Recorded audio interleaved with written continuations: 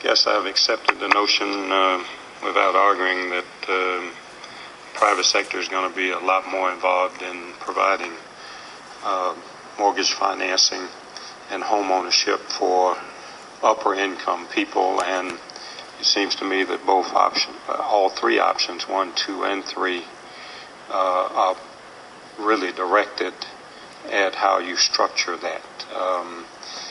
What troubles me in this 28, 29, 31 pages is that there doesn't seem to be much attention to how low-income people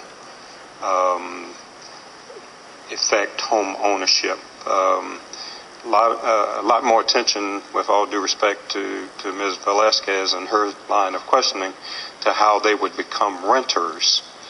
But as I found it, I found one sentence in the whole report that holds out the hope for low, moderate income people to be homeowners. That sentence is on page 21. It says that the administration would support down payment assistance and counseling to help qualified low and moderate income home buyers in a form that does not expose them or financial institutions to excessive risk or cost.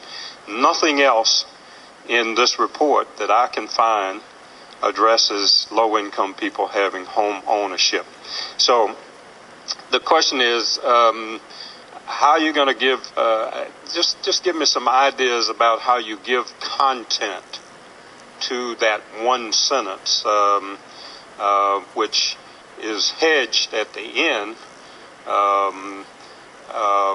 with the three options. I mean, you know, or let's just be transparent that low-income people are going to become renters in this country. There's not going to be any home ownership at the low-income level. If that's where we are, I'd rather know it and have the administration say it up front. But that is not our proposal. I'm grateful you give me a chance to clarify on this. Under any of these options, we want to make sure that the FHA is able to play the very important role of making sure that Americans with low to moderate income can have the opportunity to get a government-guaranteed mortgage with a very modest down payment.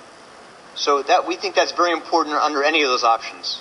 I didn't see that in any of the description. It's central to each of these choices. In any option, our view is FHA has to have the ability, or should have the ability, Congress has to decide whether it will, has the ability to provide, with a very modest down payment, the ability to a low and moderate income family to borrow to finance a house. That's very important, very good public policy case for that. So when we say that we have to do a better job of rental and multifamily, we don't mean at the expense of that critical role. Now, in addition to that, as you said,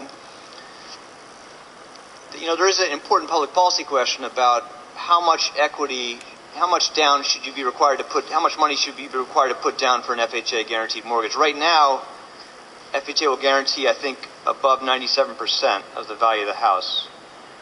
Now, there's people who argue that even for the low and moderate income family, they're better off if they have to put somewhat a larger fraction of their income down at the time they purchase their house. So that, again, if they have to change jobs or if there's a crisis, they have some cushion there for savings.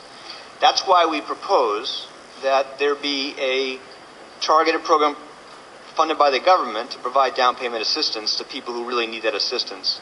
And it's that combination of proposals that are at the center of this reform proposal. So thank you for asking, giving me the chance to clarify that. But we do. I'm glad you clarified it, because I, for the life of me, didn't find any of that in these 31 pages. You know, while I know you're walking a very, very delicate line here of not trying to agitate my colleagues on this committee, if we're going to have an honest discussion about this, I think we got to put those things on the table and